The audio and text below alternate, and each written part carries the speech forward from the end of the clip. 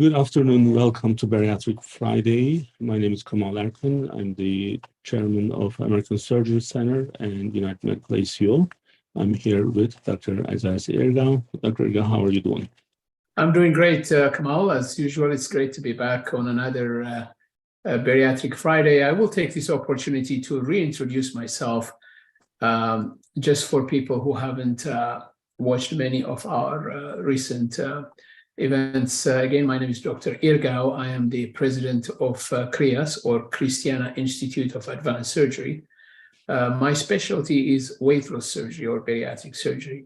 And I have been performing bariatric surgery now for over 20 years. And with my colleagues at CHRIAS, we're by far the most experienced group in bariatric surgery in our area. We've actually established centers of excellence for bariatric surgery in many of the area's main health systems. And if we've introduced a number of the newer bariatric surgeries to our areas as well. So bariatric surgery, for those patients who are going through the bariatric surgery or patients who are not decided, but they may, not patients necessarily, those individuals who are struggling with morbid obesity and may want to go through the surgery, as the surgery being the most efficient way of fighting morbid obesity. We are here, and we want to be a resource to those individuals. And also, we believe that there is a social responsibility that Dr. Irgau and myself, we have to take. The reason I'm saying that is because every day there's some anecdote that I have that's telling me that people, professionals in healthcare, others, they still don't understand the morbid obesity. So Dr. Irgau, yesterday I have a meeting with one of the insurance companies, I won't mention the name, and same issue, like patient comes to you as for a bariatric consult, and then the guy goes, but why did you decide to make the decision of the surgery at that visit? I'm like, because my surgeons are bariatric surgeons and patient is morbidly obese, so I'm not a cardiologist, so I'm not going to actually do cardiology clearance.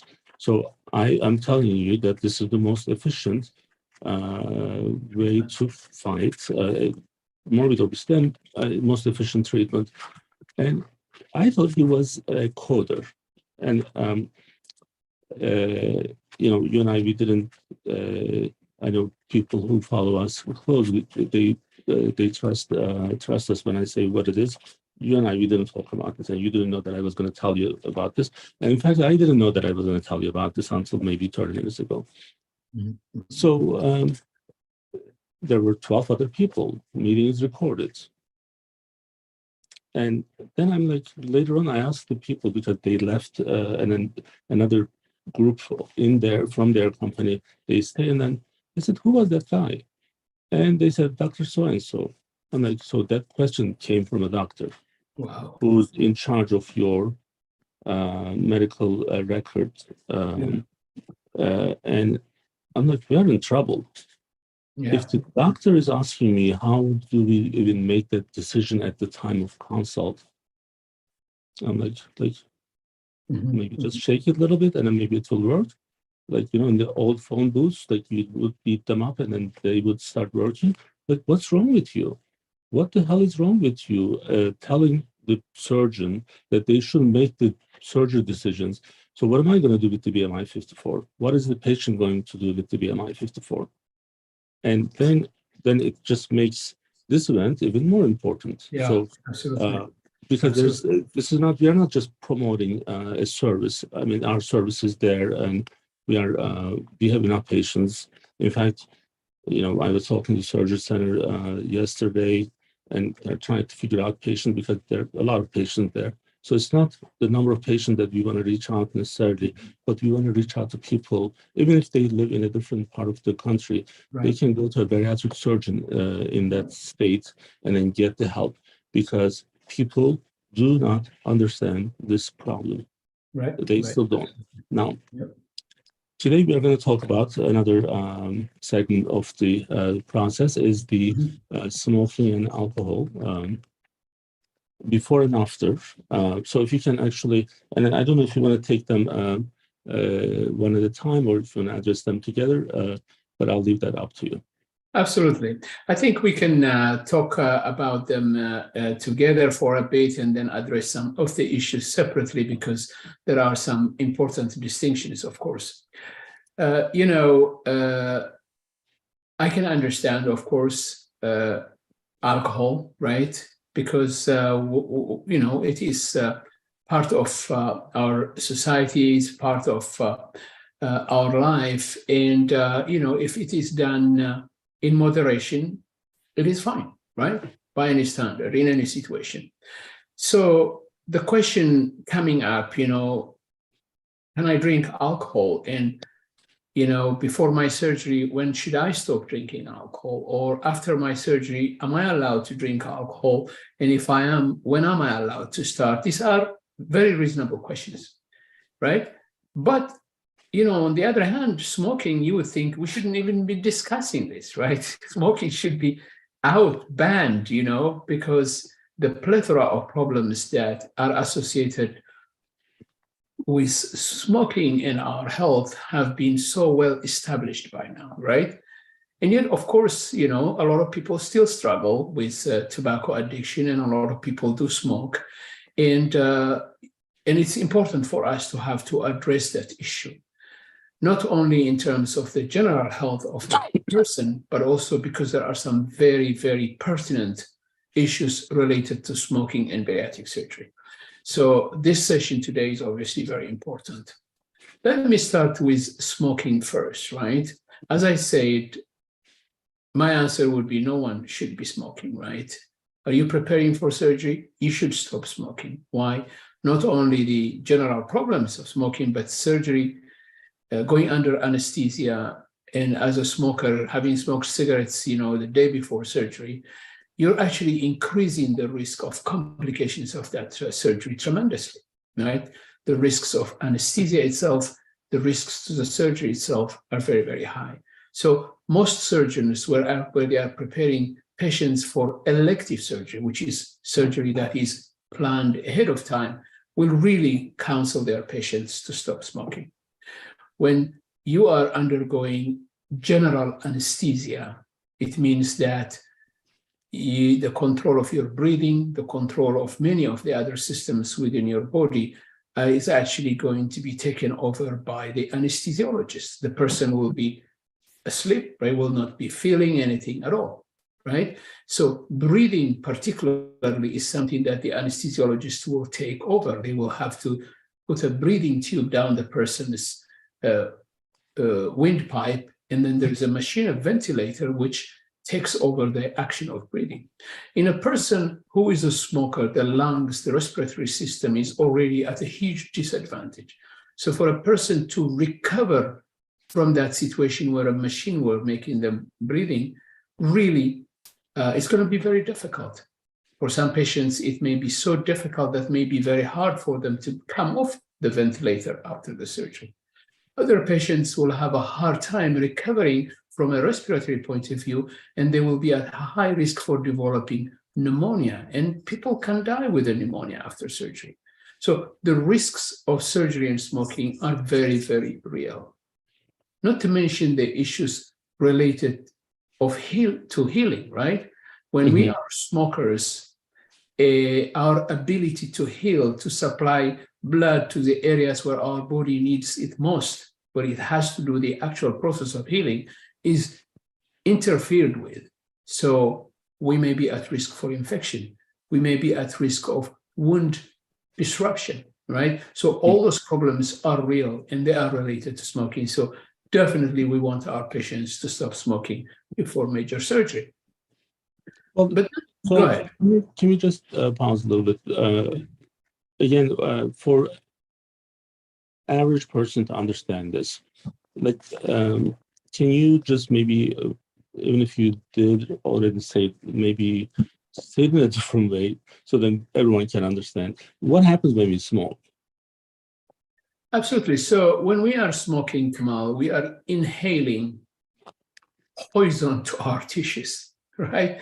That actually, because the smoking is done by inhaling things, so it's our respiratory system which is directly affected first, that gets the most of the damage is in our respiratory system. So the windpipes, all those little pipes that start from our windpipe in our throat and go branching into our lungs, all those little pipes will be damaged. They will be super reactive. And then the actual lung tissue, which is extremely delicate, very, very delicate, because it has to be able to support the exchange of gases between our blood and our windpipes. That tissue that of the lungs gets damaged very, very easily. And obviously smoking, and we're talking about habitual smoking here, people who smoke on a daily basis, right, are really damaging their tissue on and off, right? The good thing, Kemal, is that the most amazing thing is that the ability for our tissues to recover is extraordinary. So if a person actually stops smoking, that damage not only stops, but our body is able to heal very quickly, so that a person who stops smoking for 4 weeks, for 6 weeks before surgery, they will be really in way much a better shape than they were, before they stopped smoking from that point of view. And as we know, even the other damages of long-term smoking, the longer a patient has been since they've stopped smoking, the more likely it is that the person will get out from that danger. Even the danger of getting lung cancer actually can disappear over the years once a person stops smoking.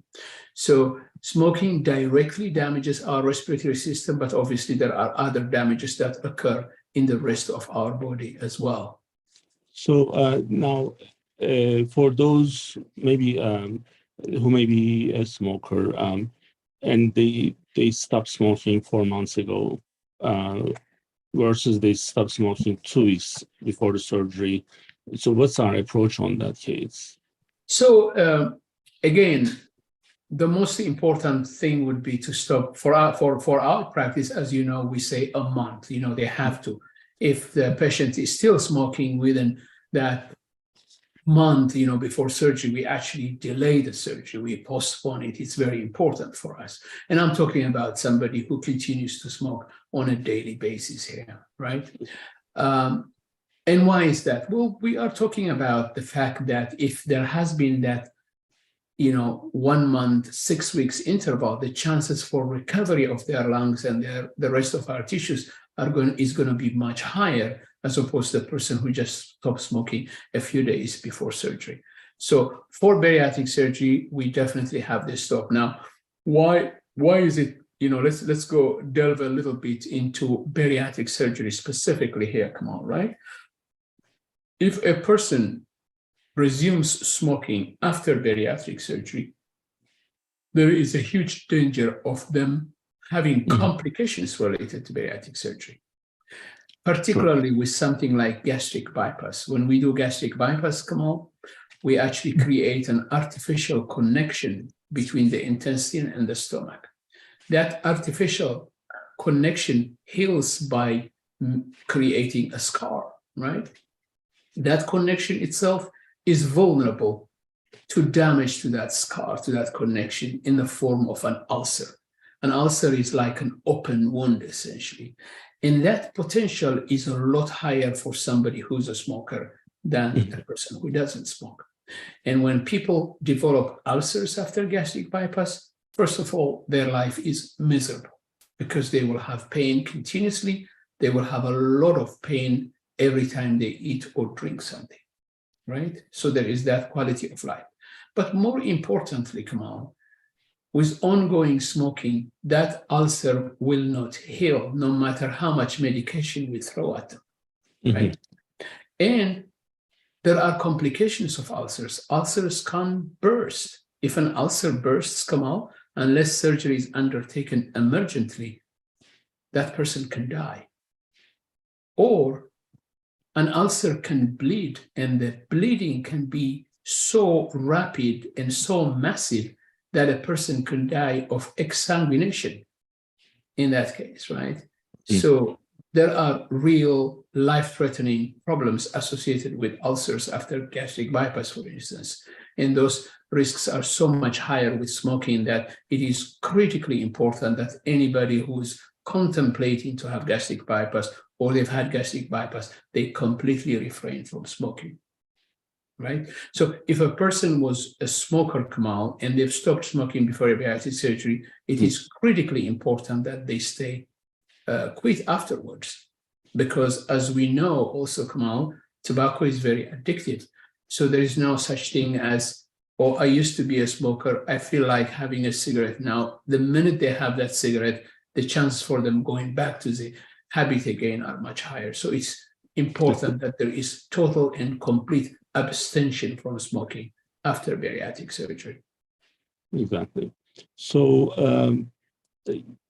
there are times that I'm wondering like how much of this is understood by patients. And you know, I can tell probably 25 to 30% of patients that are still smokers. So like when they start the process. And then, you know, the medical marijuana is also very common. Not medical is very common. Sometimes smoking is understood in a different way. So, you know, kind of the way that Bill Clinton answers questions. So the definition of smoking is just a cigarette, or is it like, can I have other stuff? So how is that limited with the, and I'm not trying to be advocate for anyone, so I'm just asking. So can they have like medical marijuana like during that time, or is it the same? So there is a differentiation. Definitely tobacco, nicotine, the problems I have mentioned are much better documented and known to us, right? Now, there is evidence now that inhaled marijuana could also cause ulceration and irritation to that connection that I talked about, although the data is not as strong as we have it for nicotine, right? There are patients who are not just from a recreational point of view, but medically prescribed, they take marijuana. So if they have to do that, my preference is for them to have edible medical marijuana as opposed to inhaled, because the problem is a lot larger when they are smokers as opposed to taking edible marijuana. And then we are not suggesting that anyone should be doing it, but if they do, they should know what's expected. Now, let's go back to the alcohol. Yeah, absolutely. So moderation is something that is kind of like subjective, I guess. So moderation to you versus me may be different. What is that? And while you're actually explaining that, I'm going to just go there and get it. And don't ask me why I have a wine glass in my office, but I do. So I'm just going to get that and then just show it to people. Absolutely, absolutely. So clearly, alcohol, right? In moderation, okay, we're fine, right? But when we are faced with excessive habitual drinking, that's where the damage can come as well, right? And there are certain specifics that are pertinent to bariatric surgery. First of all, let's start before surgery, right? Before surgery, people ask, you know, can I drink? When should I stop? I tell people, look, stop about 2 weeks before the surgery, right? Mm-hmm. Even, you know, moderate drinking. And the risk here is, you know, we don't want there to be interaction with medication, interaction with the medication that we will give them at the time of the surgery, because there could be interactions depending on when they have, you know, they drink alcohol. So the best policy would be to say, okay, you know, stop a couple of weeks before, and that's at essentially. Now we're talking about people who drink socially, moderately here. We're not talking about people who consume alcohol in excess, right? Let's do the moderation, and it's water. Yeah. So, yeah. This is so 1 glass, right? So 1 glass, you're going to pour about what, 6 ounces, maybe at the most 8 ounces. Am I at moderation yet? Yeah. So you will. that sounds like a 12 ounce right now, right? So it's more than moderation, right? That's way more than the moderation, of course. Yeah, okay. yeah. So, and then we will touch up of the fact that, when it comes to life after bariatric surgery, moderation is even a lot smaller than that, because the effect of alcohol, as we will talk shortly, is a lot stronger, after bariatric surgery than before bariatric surgery, right? So about now, are we? Yeah, I think I can see that. That's actually like a reasonable portion, right? Like that's the normal 6 to 8 ounce when you go to a bar, if you ask for a glass of wine, if they give you this much, you would probably fight. So that's what we are trying to say. This moderation is really 6 ounces, right? So we are talking about, and this is maybe that. But normally when you go, you are expecting this. This is at least 3 times more than moderate. Yeah, so we should be drinking water in that amount, not alcohol, right?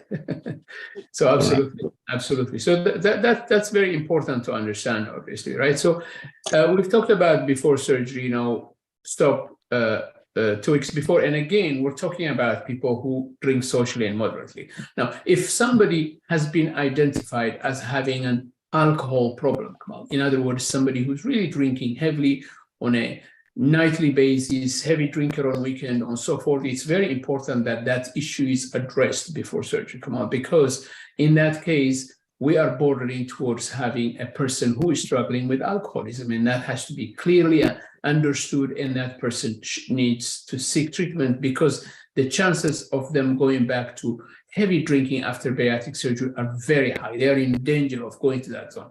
And becoming a heavy drinker after bariatric surgery is a whole world of huge problems that, that are way worse than a person that hasn't had bariatric surgery. And I'll explain that in a minute, essentially.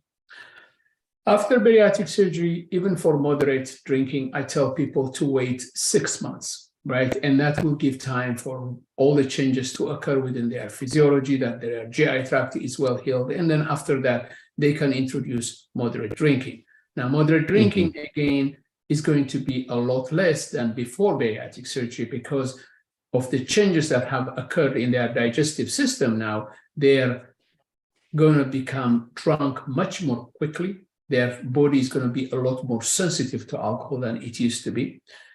And so there is a danger for liver damage, obviously. There is a danger to their gastrointestinal tract. They can develop ulcers much more quickly. And of course, alcohol obviously is empty calories. Not only they're going to be taking empty calories, but also it's an appetite stimulant, right? So they may end up eating way more than they should, which means that their whole goal of losing weight successfully can be sabotaged if they're drinking excessively, essentially, right? The other major issue, of course, is that if a person was struggling, for instance, with eating in association with stress or emotional issues, and now suddenly they cannot eat as much because physically their stomach is smaller and they cannot eat a lot, it is easy for that person to fall into things like alcohol, for instance, and become suddenly a heavy drinker, which is very, very dangerous. As I said, the chances of liver damage, the chance of them developing ulcers is very, very high. For them to become malnourished, for them to become dehydrated is very high, essentially. So one serving is about 5 ounces. Wine is about 123 calories. Yeah. If it's whiskey, that's 70 calories. If it's beer, let's see, 110 is about 154. Yeah. So it's a lot of empty calories come out, but more importantly, also, as I was saying, it just stimulates appetite. So people will continue munching and eating, as that happens, which means that their attempt to lose weight will be interfered with severely, right? But when it comes to alcohol, it's also important, now that you've talked about the different types of drinks, it's important also for us to clearly identify which drinks might be more acceptable and which may not after bariatric surgery. For instance, beer would not be acceptable because of the carbonation, and all carbonated liquids are a no-no after bariatric surgery. Now, mixed drinks very often come up mixed with very sugary things and juices, which means that the amount of calorie that they will have is actually a lot higher. It's not just the alcohol, it's just the sugar that comes with the mixed drinks. So I advise patients to avoid mixed drinks as well. Now, the drinks, heavy spirits with high alcohol level, also I would advise them to stay away from them, because the chances of them becoming drunk very, very quickly after they have a shot of something is much higher, but also the chance of them damaging their liver particularly is much higher with high alcohol content, right? So a drink that I would want people to settle with, but obviously, people have their own taste, is red wine, right? Wine if they can, right? So if they really have and want to have a drink, red wine would be acceptable, again, in moderation, again, after several months have passed after bariatric surgery.